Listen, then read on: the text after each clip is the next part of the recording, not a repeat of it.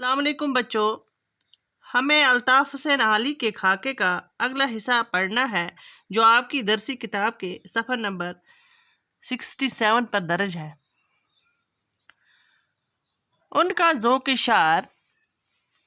اعلیٰ درجے کا تھا، جیسا کہ حیات سعدی، یادگار غالب اور مقدمہ شعر و شاعری سے ظاہر ہے۔ کہتے ہیں مولوی عبدالحق کہتے ہیں کہ ان کا ذوق شعر کہنے کا شوق یا ذوق یا شاعری کا جو شوق ان کا تھا وہ اعلیٰ درجے کا تھا، اعلیٰ مقام کا تھا، اعلیٰ رتبے کا تھا، جیسا کہ ان کی شاعری سے پتہ چلتا ہے۔ یعنی جو ان کی شاعری ہے حیات سعدی، یادگار غالب، مقدمہ شعر و شاعری، اس شاعری سے ظاہر ہے کہ ان کا شوق کتنا زیادہ تھا یا ان کا شوق کتنا اعلیٰ تھا، لیکن وہ خواہ مخواہ میں اس کی نمائش نہیں کرنا چاہتے تھے، لیکن بغیر خواہ مخواہ یعنی کسی کے لیے وہ نمائش نہیں کرنا چاہتے تھے، اس کی نمائش نمود نہیں کرنا چاہتے تھے۔ وہ کسی کو یہ نہیں دکھانا چاہتے تھے کہ میں بڑا شاعر ہوں یا مجھے شاعری آتی ہے۔ ہاں جب کوئی پوچھتا، لیکن جب ان سے کوئی پوچھتا یا اتفاق سے بات آ پڑتی یا کبھی محفل میں بیٹھے ہوئے کبھی بات آ پڑتی تو وہ کھل کر اس کے نکات بیان کرتے تھے۔ یعنی اس شاعری کی جو ان کی لوگوں کی سمجھ میں نہ آئے، وہ نکات، نقطہ کی جمع نکات، وہ باریکیاں ان کے ساتھ کھل کر شیئر کرتے یا بیان کرتے جو لوگوں کی سمجھ میں نہیں آتے تھے۔ ہمارے ہاں یہ دستور سا ہو گیا ہے، یعنی مولوی عبدالحق کہتے ہیں کہ ہمارے ہاں یہ رواج ہو گیا ہے کہ جب کبھی کوئی کسی شاعر سے ملتا ہے، جب کبھی کوئی کسی شاعر سے ملتا ہے تو اس سے اپنا کلام سنانے کی فرمائش کرتا ہے، تو اس سے کہتا ہے کہ آپ اپنا تازہ کلام سنائیے۔ شاعر تو شاعر سے اس لیے فرمائش کرتا ہے، شاعر جو ہوتا ہے وہ دوسرے شاعر سے اس لیے فرمائش کرتا ہے کہ وہ اسے بھی اپنا کلام سنانے کا شوق گدگداتا ہے۔ یعنی وہ یہ چاہتا ہے کہ اگر میں اس سے اس کی شاعری سنوں تو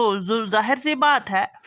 کہ وہ بھی میری شاعری سنے گا، یعنی اس کے دل میں بھی یہ خواہش ہوتی ہے کہ میری شاعری بھی یہ بعد میں سنے گا، اور جانتا ہے کہ اس کے بعد مخاطب بھی اس سے یہی فرمائش کرے گا، اور اس کا یہ خیال ہوتا ہے، اس کے دل میں یہ خیال ہوتا ہے کہ جس سے میں مخاطب ہوں، جس شاعر سے میں مخاطب ہوں، وہ بھی بعد میں مجھ سے یہ فرمائش کرے گا کہ آپ بھی اپنا تازہ کلام مجھے سنائیے۔ اور بعض اوقات تو اس کی بھی ضرورت نہیں پڑتی، بعض اوقات کچھ شاعر ایسے ہوتے ہیں کہ اس کی ضرورت ہی نہیں پڑتی، بغیر فرمائشی اپنے کلام سے محظوظ فرمانے لگتے ہیں۔ شاعر جو ہوتے ہیں اپنا کلام پڑھنا سٹارٹ کر لیتے ہیں، یعنی اپنے کلام کی خود ہی فرمائش کیے بغیر سنانے لگتے ہیں۔ دوسرے لوگ اس لیے فرمائش کرتے ہیں کہ شاعر ان سے اس کی توقع رکھتا ہے، اور جو اس کے بغیر جو لوگ ہوتے ہیں، عام لوگ جو ہوتے ہیں، وہ اس لیے فرمائش کرتے ہیں کہ شاعر شاید ان سے اس بات کی توقع رکھتا ہے۔ بعض شاعر تو اس کے لیے بے چین رہتے ہیں، اور کچھ شاعر تو اس بات کے لیے بے چین رہتے ہیں، لیکن بعض لوگ سچے دل سے، لیکن کچھ ایسے لوگ بھی ہوتے ہیں جو سچے دل سے اس بات کے آرزو مند ہوتے ہیں، یعنی کہ ان کی خواہش ہوتی ہے، آرزو ہوتی ہے کہ کسی بڑے شاعر کا کلام اس کی زبان سے سنیں، کسی بڑے شاعر کا جو مانا ہوا شاعر ہو، اس سے اس کے کلام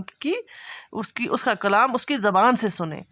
لوگ مولانا حالی سے بھی فرمائش کرتے تھے، لیکن کیونکہ مولانا حالی جو تھے وہ بڑا اعلیٰ رتبے والے شاعر تھے، اعلیٰ مقام تھا ان کا، ان سے بھی لوگ فرمائش کرتے تھے کہ اپنی زبان سے اپنا کلام سنائیے۔ وہ کسی نہ کسی طرح ٹال جاتے تھے، لیکن وہ نمائش کے دلدادہ نہیں تھے، وہ اپنی نمائش نہیں کرنا چاہتے تھے، وہ نمود و نمائش سے دور رہتے تھے،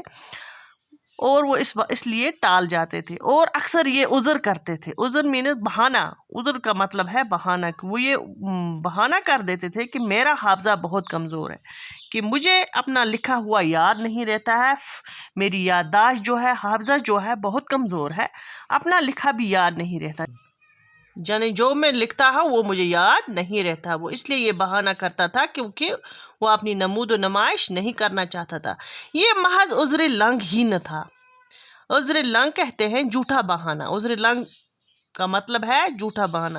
لیکن یہ جھوٹا بہانہ بھی نہیں تھا، اس میں کچھ حقیقت بھی تھی، یعنی ان کو یاد نہیں رہتا تھا، ان کی یادداشت تھوڑی کمزور تھی، لیکن اصل بات یہ تھی، لیکن اس کے برعکس دوسری بات یہ بھی تھی کہ وہ خود نمائی سے بہت بچتے تھے، کہ وہ خود کی نمائش کرنے سے بہت بچتے تھے۔